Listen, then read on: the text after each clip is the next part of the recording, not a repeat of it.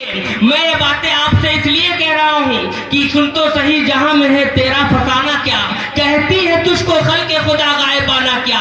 آپ جیسے پڑھے لکھے لوگ کم سے کم اخبارات پڑھ رہے ہیں، آپ ٹی وی دیکھ رہے ہیں، آپ کے موبائل پر ساری دنیا کی خبریں مشتہر ہو رہی ہیں۔ جانکاری ہو جانا یہ کمال کی بات نہیں ہے، جانکاری میں جو فائدہ ہو رہا ہو اس فائدے کو عملی طور پر قبول کرنا، اور جانکاری میں جو نقصانات سامنے آ رہے ہیں ان نقصانات سے بچنے کا نام آدمی کے فائدے کی منزل تک پہنچانے کا کام کر سکتی ہے۔ آپ حالات ذرا پوری دنیا میں آپ نگاہ ڈال لیجئے کہ آپ کہاں کھڑے ہیں، آپ کے ساتھ کیا ہو رہا ہے اور کون کیا کر رہا ہے۔ داخلی اعتبار سے بھی آپ تباہ ہو رہے ہو، خارجی بھی اعتبار سے بھی آپ تباہ ہو رہے ہو۔ آپ کے جوانوں کو بھی اس کی فکر نہیں ہے، آپ کے ضعیفوں کو بھی اس کی فکر نہیں ہے، آپ کے بیوی بچوں کو بھی اس کی فکر نہیں ہے کہ آنے والی نسلوں کا حال کیا ہوگا۔ جس طرح ہم زندگی گزار رہے ہیں، اگر ہم نے اللہ اور اس کے رسول کے کہنے کے مطابق اپنی زندگی گزاری ہوتی تو آج یہ حشر سامانی ہمیں دیکھنے کو نہیں ملتا جس حشر سامانی کے ساتھ ہم گزر رہے ہیں۔ حضرات گرامی، میں آپ کو بڑی قریب سے سمجھانا چاہتا ہوں کہ اللہ کہتا ہے اے ایمان والو تم اسلام میں پورے داخل ہو جاؤ، مگر ذرا ہمارا اسلام کہاں تک ہے؟ ہم ٹناٹن سنی ہیں، نعرہ لگانے میں ہمارا کوئی جواب نہیں، مگر اے لوگوں ذرا آپ یہ غور کریے کہ کیا صرف کلمہ پڑھ لینا ہی اسلام میں کافی ہے؟ اگر یہی کافی ہوتا تو ایک جماعت زمانے رسالت میں آئی اور آ کر کے کہنے لگی یا رسول اللہ ہم ایمان لائے۔ اب جیسے انہوں نے یہ دعویٰ بارگاہ رسالت میں ٹھوکا، بلبل کے سدرہ آ کر کے چہچہانے لگے، اور کیا کہا انہوں نے؟ قالت الاعراب آمنا قل لم تؤمنوا ولكن قولوا اسلمنا ولما يدخل الايمان في قلوبكم۔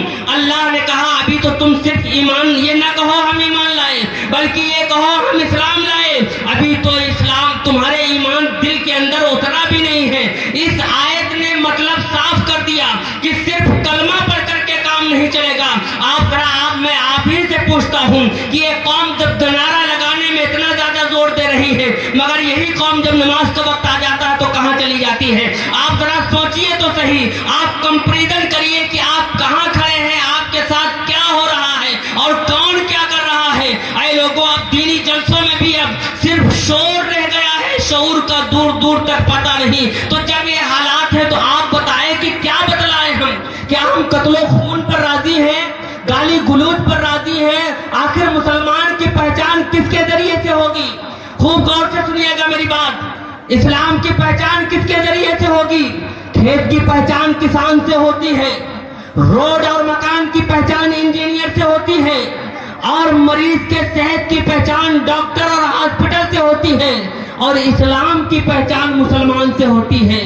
جب مسلمان ہی نہیں رہے گا تو اسلام پہچانا کہاں سے جائے گا؟ تو ایسا نہیں ہے کہ مسلمان نہیں ہے، آج پوری دنیا میں مسلمان نمبر 2 پر ہے عددی اعتبار سے۔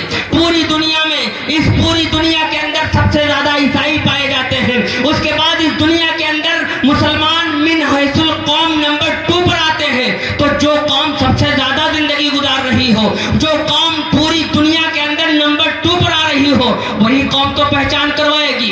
بچہ ہی تو اپنے باپ کی پہچان کرواتا ہے، باپ ہی تو اپنے بچے کی پہچان کرواتا ہے۔ حضرت عیسیٰ علیہ السلام ارشاد فرماتے ہیں کہ درخت اپنے پھل سے پہچانا جاتا ہے۔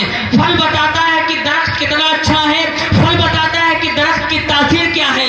آج ہم لوگوں نے اسلام کی پہچان کیسے کروائی؟ وہ زمانے میں معزز تھے مسلمان ہو کر، آج ہم خار ہوئے تارک قرآن ہو کر۔ منفعت ایک ہے اس قوم کی، نقصان بھی ایک ہی سب کا نبی، دین بھی ایمان بھی ایک۔ کچھ بڑی بات تھی ہوتے جو مسلمان بھی ایک، فرقہ بندی ہے کہیں اور کہیں جاتے ہیں۔ کیا زمانے میں اپنے کی یہی باتیں ہیں؟ کسی ایک جائز سے عہد غلامی کر لو، ملت احمد مرسل کو مقامی کر لو، ہونے پھول تو بلبل کا ترنم بھی نہ ہو، چمنے دہر میں کلیوں کا تبسم بھی نہ ہو، اور یہ نساقی بھی ہو تو پھر میں بھی نہ ہو اور تم بھی نہ ہو، بزم توحید بھی دنیا میں نہ ہو تم بھی نہ ہو۔ خیمہ فلاح کا استادہ اسی نام سے ہے، نبض ہستی تبھی شامادہ اسی نام سے ہے، اور کی محمد سے وفا تو نے تو ہم تیرے ہیں، یہ جہاں چیز ہے کیا لوح و قلم تیرے۔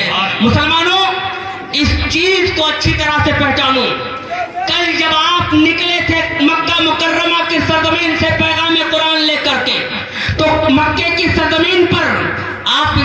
पहचानवा रहे थे, तो इस्लाम भी आपको पहचानवा रहा था।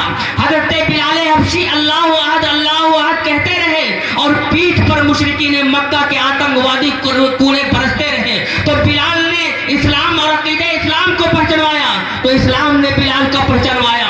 हजरत अबू बकर सिद्दीक ने अपनी सदाकत से पहचानवाया, हजरत उमर फारूक ने अपनी अदालत से पहचानवाया, हजरत उस्मान गनी ने अपनी सखावत से पहचानवाया, हजरत मौला अली ने अपनी शुजाअत से पहचानवाया, हजरत इमाम हसन मुश्तबा ने अपने सब्र और तहम्मुल के जरिए से पहचानवाया, हजरत इमाम हुसैन ने अपनी शहादत से पहचानवाया।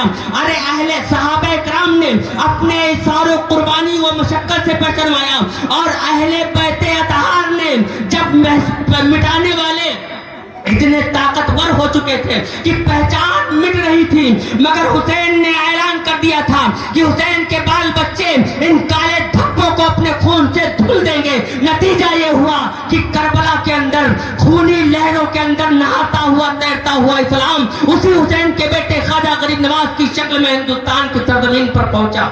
हजरत आप जरा पहचानिए कि आप क्या थे और क्या हो गए।